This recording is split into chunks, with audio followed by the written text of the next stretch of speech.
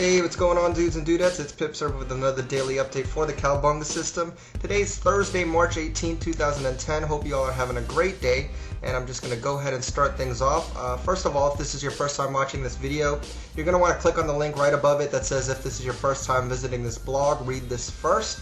Click on that link. It's going to give you the rules to the Cowabunga system. I encourage you to read through that, really get to know the system, absorb it, and then come back and watch these videos because it'll make a lot more sense, because otherwise you will probably get lost, because I don't really talk about the rules to the system during the videos. I more or less show how to apply it to the markets. Okay, so that's my little disclaimer. But for those of you who watch these on a regular basis, I just want to welcome you back. It's always fun having you guys watch the videos. Hopefully they're helping you out with your trading. Hopefully they're sparking some ideas, getting those creative juices flowing.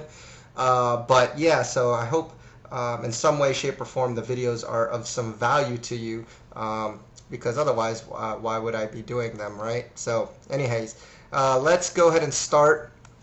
I have my 15-minute, my 4-hour chart open. I'm going to move back my 4-hour chart to before midnight so you can see what it looked like. And you can see that our most recent trend change candle was for an uptrend, and that was on the 16th. Excuse me, not the 16th, I'm sorry. Yes, it was on the 16th. And since then, we did not have any new trend change candles since that time. So our trend was still up. And at the start of our day, we're still only looking for long trades. Now, if I move through today's action, you'll see that the trend remained up because there was no new trend change candles during our trading session. So therefore, the trend is still up, and we were still only looking for long trades the entire day.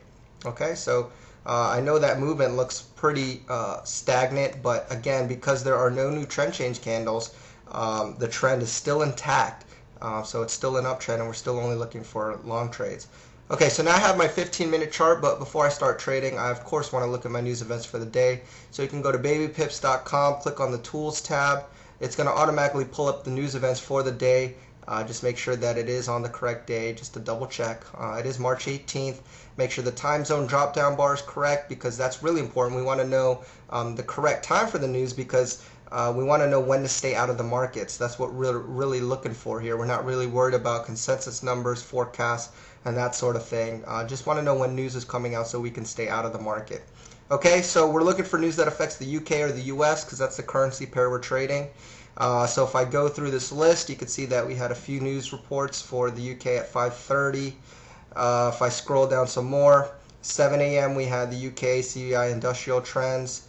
If I move down a little further, for the US we had continuing claims, jobless claims, current account, and consumer price index. So a whole bunch of US reports at 8:30.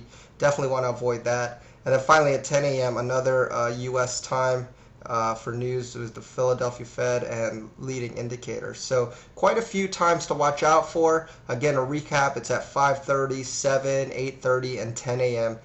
Eastern time. So I'm jotting all of those news events down on a notepad. You can do the same thing, or put it in some kind of alert or alarm just to let you know when those news events are coming out, because you don't want to be in the markets when that happens. So now that we have our news events handy, we know we're only looking for long trades. I am ready to start my day. So what I'm going to do is I'm going to move my chart forward one candle at a time, and give you my thought process along the way. And the goal here, again, is to minimize the discrepancies between what I see and what you see. That way you're kind of thinking along the same lines when it comes to applying the system into the markets. And that way you can kind of branch out on your own.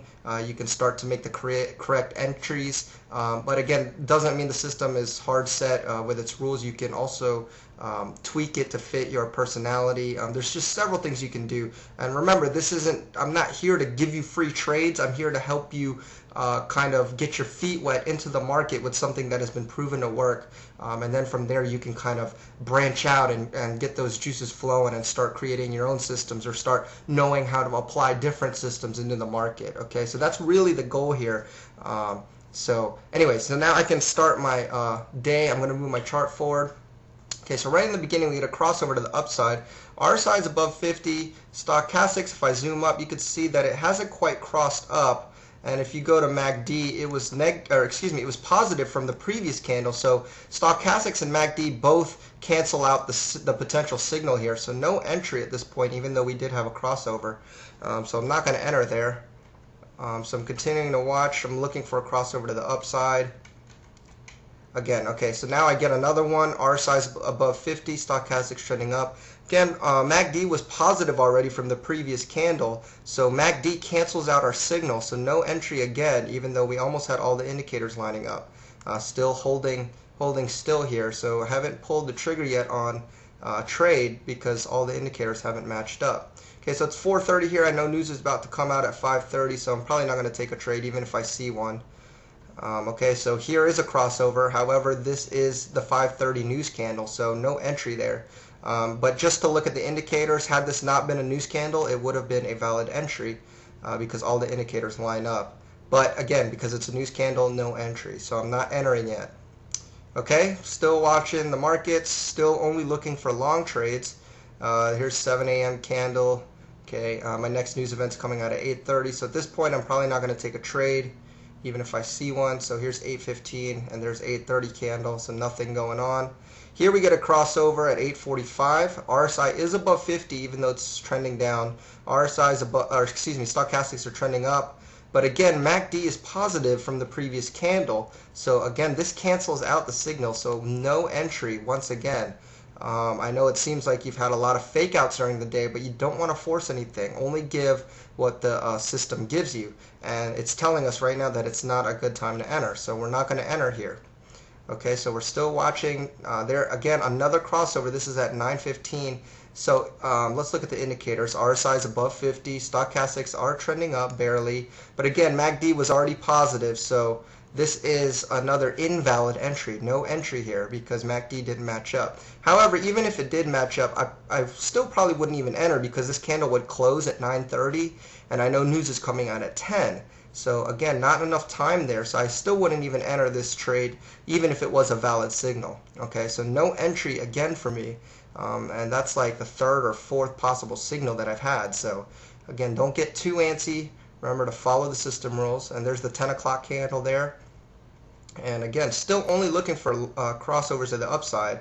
Haven't seen anything.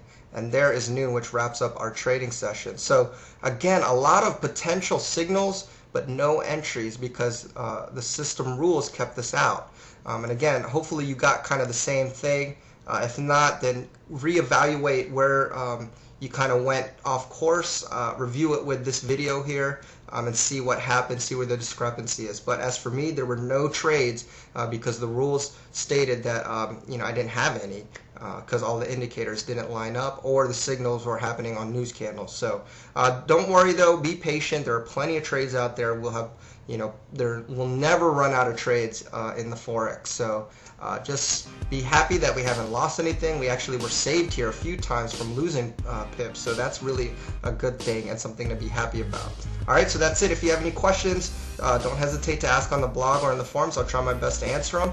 But that's it. Have a great day, and I'll see you all on the next update. Cowabunga, dudes.